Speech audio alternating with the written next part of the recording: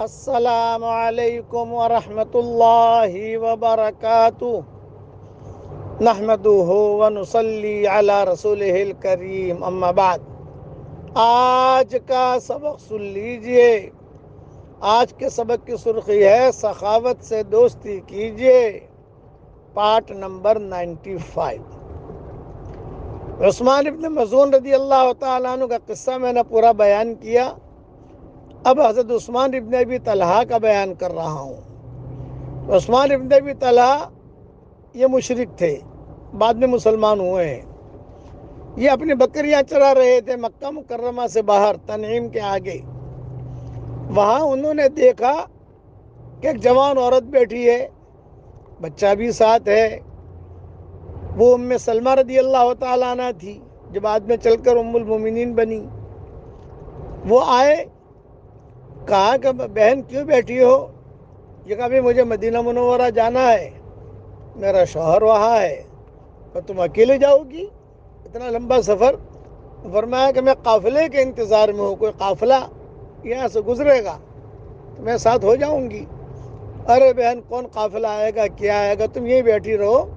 یہ عثمان ابن ابی طلحہ یہ گئے اور جا کر ایک اٹھنی لائے، صرف ایک اٹھنی، اور اٹھنے کو بٹھایا اور بٹھا کر کہا کہ بہن تم اس پر بیٹھ جاؤ اطمینان سے۔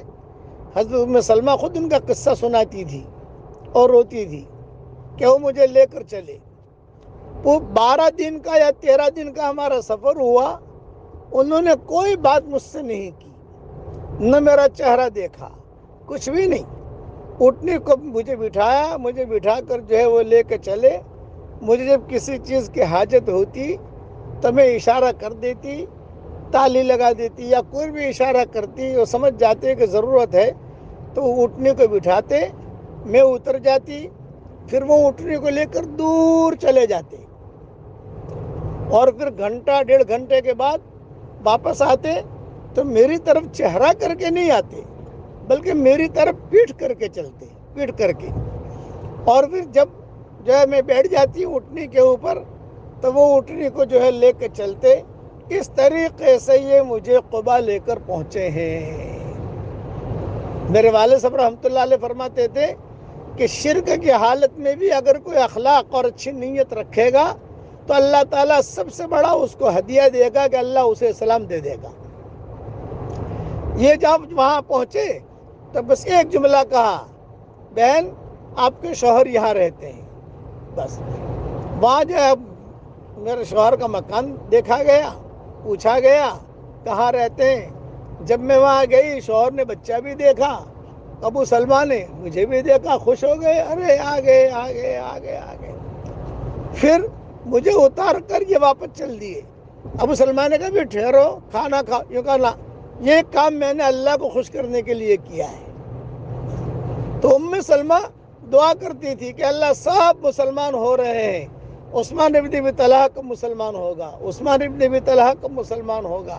تو اللہ نے وہ دن بھی دکھایا کہ یہی عثمان ابن ابی طلحہ کو اللہ نے اسلام دیا، اور اسلام لانے یہ خالد ابن ولید کے ساتھ آئے تھے، وہاں مدینہ منورہ پہنچے تھے۔ جب یہ مسلمان ہوئے ہیں عثمان ابن ابی طلحہ تو ام سلمہ بہت خوش ہوئی، اور حضور صلی اللہ علیہ وسلم بھی خوش ہوئے، اور ام المومنین بن چکی تھی، بہت خوش ہوئے۔ اب اللہ تعالیٰ نے ان کو جو درجہ دیا وہ یہ دیا کہ بیت اللہ کی چابی اللہ تعالیٰ نے ان کے خاندان میں رکھ دی، اور آپ نے فرمایا تجھ سے جو بھی چھینے گا وہ فاسق اور فاجر ہوگا۔